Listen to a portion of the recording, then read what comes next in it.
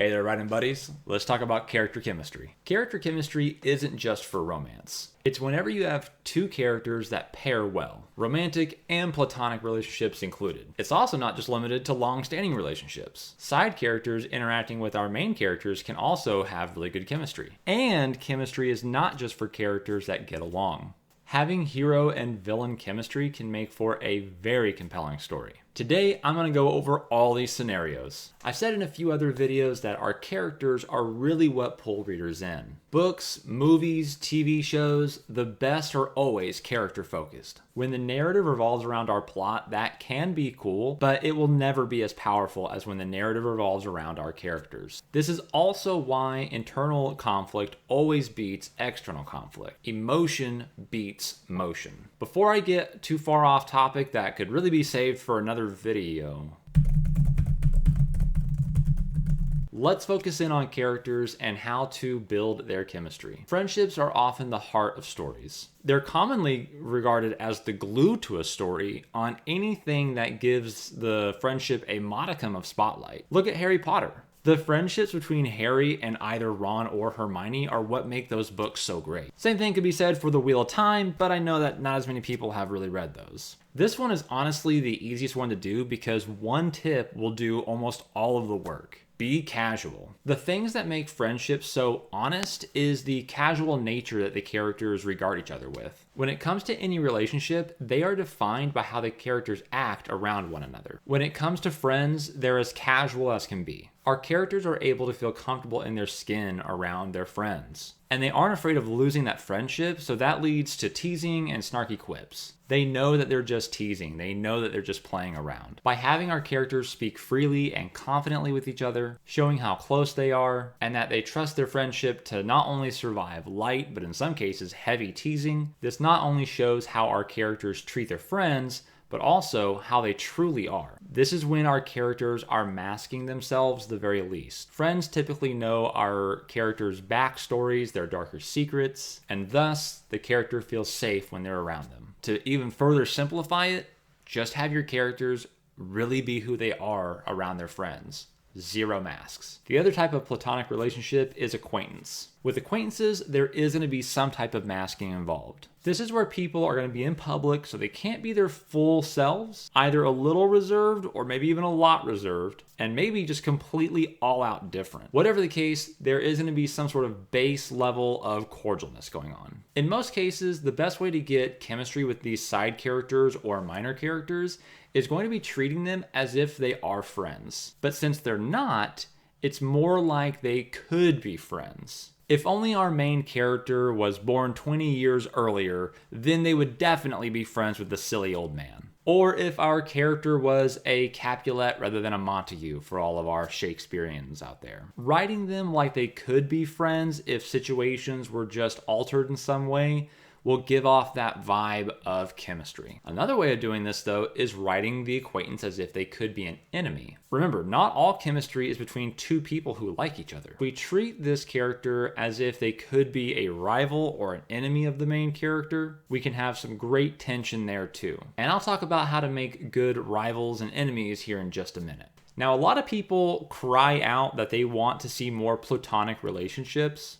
But I am a firm believer that if you have two people who are sexually attracted to each other's gender in the same room for long enough, they're gonna and that just seems more realistic to me. They have the shared experience of the book or series. The main character, who is now Queen of the Universe, knows that her friend liked her before she was anything special, and that they're not just there for the money. And because of this harrowing journey that we put them on, there is no one else who could have a deeper bond than the two of them. Before I get into romantic chemistry, tell me down in the comments below what your favorite romance trope is. What trope leads to the best chemistry? I'd be interested to hear on what you have to say about that. There's a lot of ways for our characters to fall in love with each other. Friends to lovers, enemies to lovers, love at first sight. However it's done, the main key to having a good romance is equality. But remember, quality is not sameness. Men and women need and want different things out of romance. and every individual will also want their own unique mix. For me, I keep in mind my character's love language. If you're not familiar with the 5 love languages, they are physical touch, quality time, acts of service, words of affirmation, receiving gifts. We typically give what we like to receive. So if the couple both like the same thing, such as physical touch, then that works out really well for them. Obviously that's going to lead to children.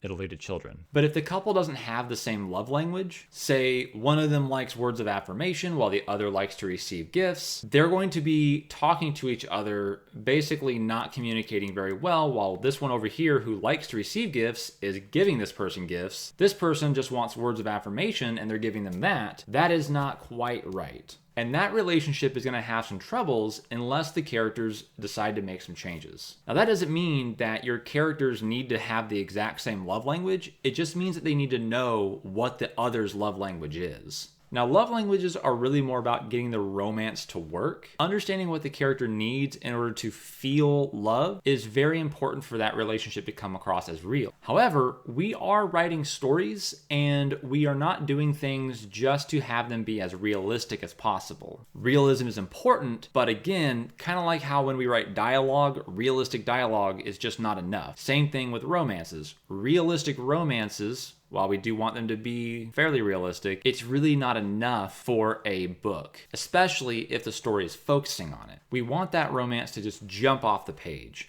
and having strong chemistry will do that. There are 2 things that need to be present in order for a romance to pop. Respect is built off of admiration for a character's core traits. Respect can also come from admiration of a character's achievements or their mental or physical abilities. All 3 are valid, but the strongest is going to be where the admiration comes from a character's core traits. That is the one that you will need to have in order for the relationship to function at its strongest. We can start the relationship off with an admiration of someone's achievements or abilities. But if a partner never respects the other character for a core trait, not only will that relationship have issues, but that relationship will never feel as deep as it could. To do this, we need to make clear not only the love interest's core values, but we also need to make very clear what the main character is admiring about those core values. What is it that they respect? There are likely to be shared values such as self-sacrifice, duty to family, religion, so on and so forth. The good thing about this is it forces us to drill down. If we want a good romance, even in the middle of a space war,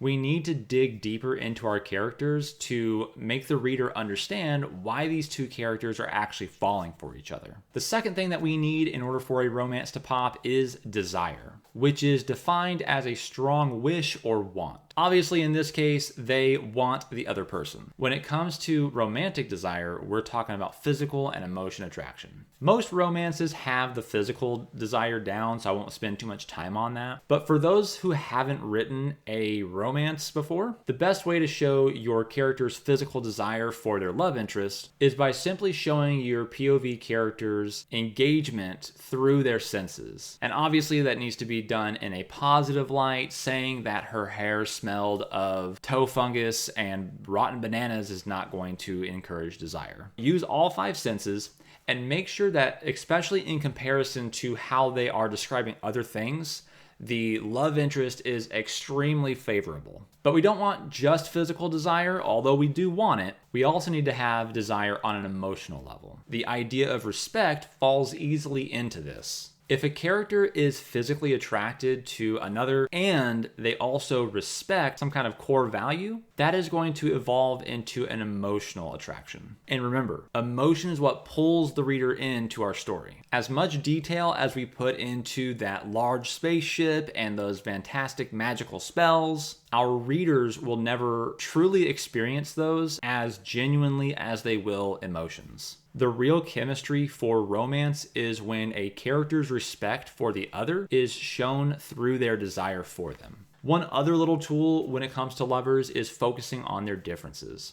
Yes, there is the old saying about opposites attract, although that's not exactly what I mean. Typically, couples get together based on their similarities. They're fighting for the same cause, they believe in the same principles, and those will be very self-evident, right? Again, they're fighting for those causes. Like most of the action, most of the drama of the story is putting them in line together, so it's very clear that they have those same beliefs. But by showing their differences, we can see how they're going to not only make up for the shortcomings of the other character, but also how they're going to help their partner grow. The last type of character chemistry is that between an enemy or a rival. Here's what's interesting about these relationships. They require the same thing that the other relationships do: respect. This time, the respect will probably not come from a core value, as those will usually be opposing each other. So instead, it'll probably be that of either a physical or mental trait. They respect the enemy's capabilities. They respect the danger that they pose to their plans. They respect the threat. Once again, it's important that we show that respect when we get the chance. This usually happens through how they are reacting to their opponents,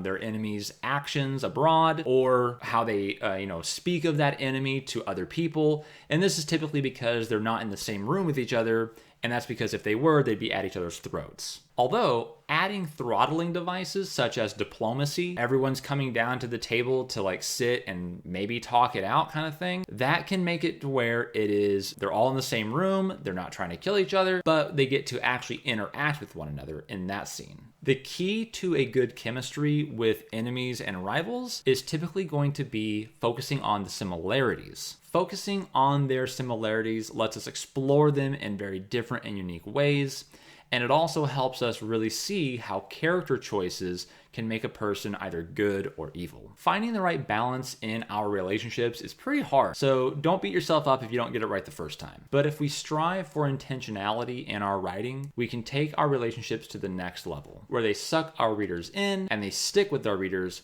long after they've finished reading our books. Let me know in the comments below what your favorite relationship from a book is. Go ahead and check out these videos next, and until then, happy writing, happy reading.